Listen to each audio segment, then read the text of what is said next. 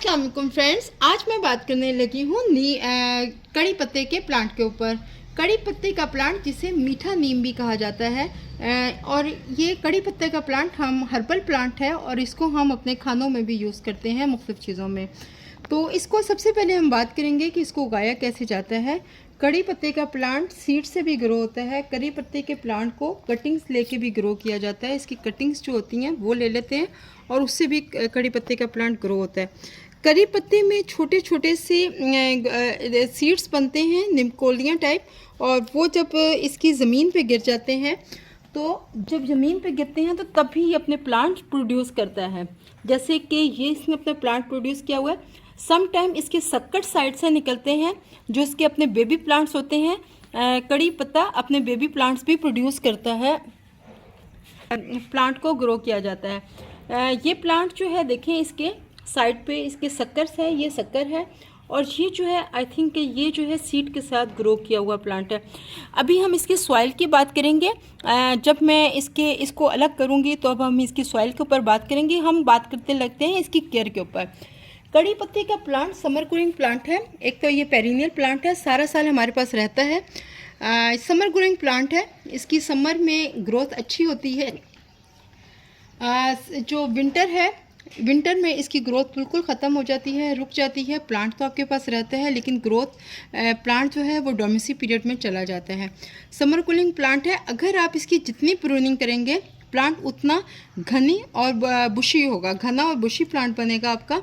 अगर ये आपके पास ये बहुत बड़ा ट्री भी बन जाता है, लेकिन अगर आप इसको प्रूनिंग करते रहेंगे तो ये आपके अंडर रहेगा। छोटा सा प्लांट एक छोटा सी ट्री की शक्ल में बन जाएगा।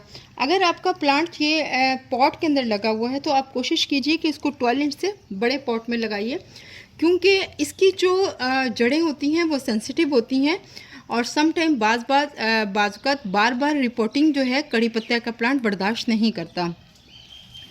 कड़ी पत्ते के प्लांट को कोशिश करें कि एक ही दफ़ा बड़ा पॉट दें और कोशिश करें कि इसको क्ले पॉट दें। अगर आप इसको मिट्टी का पॉट देते हैं तो मनी प्लांट के ये कड़ी पत्ते के प्लांट के लिए बहुत बेस्ट है कि आप इसको क्ले पॉट दे रहे हैं। प्लास्टिक के पॉट में भी उगाया जाता है, उग जाता है, लेकिन उसकी केयर बहुत ज़्यादा करनी पड़ती है। सीमेंट के पॉट में भी काफ़ी हद तक ये अच्छा ग्रो करता है, लेकिन जो सबसे बेस्ट है वो है इसका क्ले पॉट। अगर आप इसको प्लास्टिक के पॉट में उगा रहे हैं, क्योंकि इसको सन लविंग प्लांट है, इसको सारा दिन की भी धूप में रखेंगे तो बहुत अच्छा प्लांट चलेगा। बस जब आपके पास ये पॉट में लगा हुआ है तो कोशिश करें जब टेम्परेचर 48 डिग्री से ऊपर जाता है तब आप इसको थोड़ा सा शेडी एरिया में ले आएँ जहाँ पे सिर्फ सुबह की धूप लग जाए और उसके बाद की धूप ना लगे। पॉट में थोड़ी सी केयर इसकी ज़्यादा चाहिए होती है। अगर आपका ज़मीन में लगा हुआ है तो प्लांट आप सारा दिन की धूप भी बहुत इजीली बर्दाश्त कर सकता है और सर्दी भी बहुत इजीली बर्दाश्त कर सकता है। अगर आपका प्लांट लगा हुआ है पॉट में तो सर्दी में भी आप इसको इंडोर रखेंगे, ज़्यादा ओस से बचाएंगे और ठंडी जो हवाएं हैं उससे बचाएंगे तो आपका प्लांट महफूज रहेगा आपके पास। अब मैं इसकी बात करने लगी हूँ कि इसके फर्टिलाइज़र, हमें इसको फर्टिलाइज़र कौन सा देना है, क्योंकि ये लीफ बेस्ड प्लांट है। इसके हमें फ्रूट नहीं चाहिए होता और इसका हमें फ्रूट भी नहीं चाहिए और इसकी हमें ज़्यादा फ्लावरिंग भी नहीं चाहिए। इसके ऊपर जो फ्लावरिंग समटाइम वाइट कलर्स के फ्लावर आते हैं वो हमें इसकी पिंच कर देने चाहिए, उससे आपके लीव्स जो हैं वो ज़्यादा आते हैं।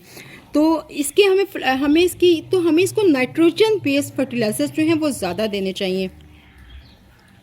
लिक्विड फर्टिलाइज़र दे सकते हैं, काउटंग डीकम्पोस्ट वैसे भी इस प्लांट में डाल सकते हैं और इसका जो बहुत अच्छा असर होता है, जैसे ये इसको चूँकि नाइट्रोजन बेस्ड फर्टिलाइजर्स चाहिए होते हैं, उसमें नंबर 1 पे है आपका काउटंग फर्टिलाइज़र। डीकम्पोज काउटंग लेके आप उसका फर्टिलाइज़र भी डाल सकते हैं, लिक्विड फर्टिलाइज़र भी डाल सकते हैं, उसको ऐसे भी अपने प्लांट में डाल सकते हैं। जो सेकंड आता है वो है बटर मिल्क। बटर मिल्क जो आपके घर में नॉर्मल छाछ यूज़ होती है वो लेके और उसको एक हिस्सा लेके छानना है। मेक श्योर कि इसके अंदर बटर ना हो, छना हुआ हो आपका जो छाछ है, उसमें आपने ये पूरा जो है पानी डाल देना है।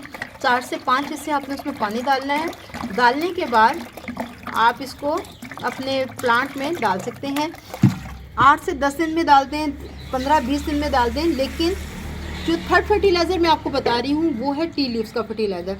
नाइट्रोजन बेस्ड फर्टिलाइज़र है, बहुत अच्छा वर्क करता है आपके प्लांट के ऊपर। और सबसे बड़ी बात, घर का सस्ता और बिल्कुल जो आपके घर में चाय की पत्ती यूज़ होती है उसको आप एक बोतल में छान के डाल दीजिए और डालने के बाद उसको पानी से भर दें। 1 से 2 दिन के बाद आपका ये फर्टिलाइज़र इस तरह से कलर में आ जाएगा और आपका लिक्विड फर्टिलाइज़र रेडी है आपके प्लांट्स को देने के लिए। एक दफ़ा आपने काउडंग का फर्टिलाइज़र डाल दिया, 15-20 दिन के बाद आपने बटर मिल्क डाल दी, जब आपके पास अवेलेबल हो, महीने के बाद अवेलेबल हो तब डाल दीजिए। इसके बाद आपने डाल दी टी लीफ फर्टिलाइज़र। सारे फर्टिलाइज़र्स हम इकट्ठे ऐड नहीं करेंगे, वक्तन फ़क्तन कभी एक, दूसरा, फिर तीसरा डालेंगे। ये हो गई इसके फर्टिलाइज़र्स की बात। अब हम बात करने लेंगे इसकी प्रूनिंग के ऊपर। इसकी हम जितनी हार्ड प्रूनिंग करते हैं, हार्ड प्रूनिंग क्या होती है? एक होती है पिंचिंग। कड़ी पत्ते की जितनी अच्छी हार्ड प्रूनिंग करें तो कड़ी पत्ता बहुत अच्छा बुशी बनता है। कड़ी पत्ते को बुशी बनाने के लिए इसकी प्रूनिंग बहुत ज़रूरी है। हार्ड प्रूनिंग से मुराद ये होता है, जब हम पिंचिंग पे बात करते हैं तो जैसे ये आपकी ब्रांचेस हैं, तो अगर हम पिंचिंग से बात करेंगे तो हम इसके ऊपर से छोटी छोटी पिंचिंग कर देंगे। इसे मतलब कटिंग कहते हैं, ये नॉर्मल प्रूनिंग होती है। जब हम इसकी हार्ड प्रूनिंग की बात करते हैं तो हार्ड प्रूनिंग का मतलब होता है, मैं ऊपर से ये प्लांट है और इसकी यहाँ से लेकर इसका जो तना है वो यहाँ से काट दूंगी।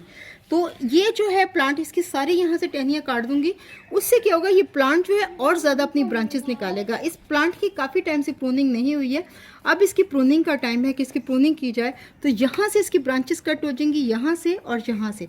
फिर ये प्लांट एक दफ़ा बिल्कुल खाली हो जाएगा और फिर जब ये अपनी ब्रांचेस निकालेगा तो बिल्कुल एक ट्री की सूरत में, छोटा सा जो ट्री होता है वो अपनी ब्रांचेस निकालेगा। इसे कहते हैं हार्ड प्रूनिंग।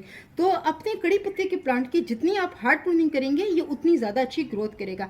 इसके बाद में अब हम इसकी बात करेंगे इसके सॉइल के ऊपर। कड़ी पत्ते के प्लांट में जो सबसे अहम रोल है वो इसकी सॉइल का है। हमें इसकी सॉइल जितनी अच्छी बनाएंगे, वेल ड्रेन सॉइल बनाएंगे, तो हमारी जो प्लांट है उतना ही अच्छा रहेगा पॉट के अंदर। वेल ड्रेन का मतलब ये होता है कि आप पानी डालें और सारा का सारा पानी निकल जाए, इसकी जो मिट्टी है वो बहुत हार्ड ना हो।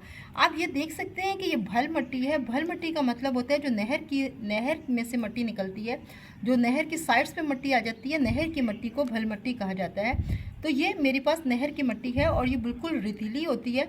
आप देखें, इसको हाथ में लेके यूँ जोड़ेंगे तो ये यूँ बिल्कुल भुरभुरी होती है। जितनी भी पुरानी हो जाए ये आपकी मिट्टी ऐसे ही रहती है।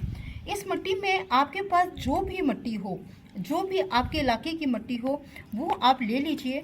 उसमें आप फिर अपने मुताबिक देखिए कि आपको जो रिवर सैंड है, ये किनाल की जो है, ये नहर की मिट्टी है, फिर उसमें आपके इलाके पर जो भी मिट्टी है, आप जो रिवर सैंड होती है, जो रेत होती है, जो कंस्ट्रक्शन में यूज़ होती है, ये आपकी सॉइल को बनाएगी अच्छा भुरभुरा और बिल्कुल नरम। आप अपने सॉइल के मुताबिक देखिए कि आपकी सॉइल को कितनी रिवर सैंड की ज़रूरत है, उतने मुताबिक आप अपनी सॉइल में रिवर सैंड ऐड कर दीजिए। इस तरह से आपकी सॉइल जो है बहुत अच्छी बनेगी। इसके बाद में बारी आती है कंपोस्ट की। कंपोस्ट अगर आप डीकम्पोस्ट काउडंग डालते हैं तो भी अच्छा रहता है। मेरे पास इसका डीकम्पोस्ट काउडंग नहीं है, मुझे इसमें ऐड करनी है कोई भी कंपोस्ट, तो मैं इसमें डालूँगी लीफ कंपोस्ट। लीफ कंपोस्ट भी बहुत हल्की होती है, तो आपकी जो सॉइल है उसको बहुत अच्छा नरम बना देगी। इस तरह से हम इसको तीनों को मिक्सचर को इसमें ऐड कर देंगे।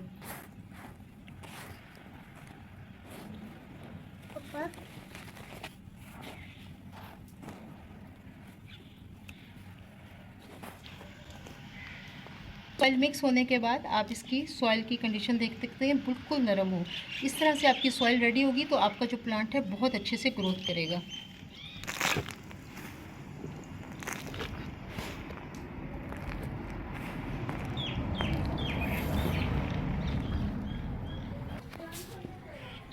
ये जो प्लांट है ये बिल्कुल अलग है। इसको लेना हमें यहाँ से, मिट्टी ऑलरेडी नरम की हुई है तो इसको लेना यहाँ से बहुत ही इजी है। सिर्फ हमने यूँ करना है और ये देखिए हमारा प्लांट जो है पूरा गाची समेत आपका प्लांट बाहर निकल आता है। ये गाची आपकी निकल है। जो सेकंड प्लांट है वो शक्कर है इसका। हमें इस प्लांट को इससे जुदा करना है, तो ये देखिए इसको हम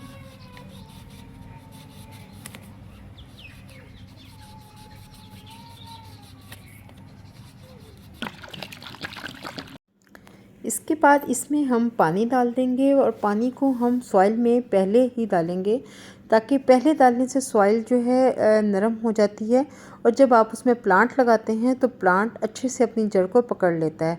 तो इस तरह से हम छोटे पॉट में छोटा सा प्लांट लगा देंगे और जो बड़ा पॉट है उसके अंदर हम बड़ा प्लांट को लगा देंगे इसके अंदर। इस तरह से इसको पानी डाल दिया। मैंने इसको टैप नहीं किया था। अगर हम टैप करते हैं तो पानी अंदर को चला जाता है। तो इस तरह से इसमें हम प्लांट को लगा देंगे।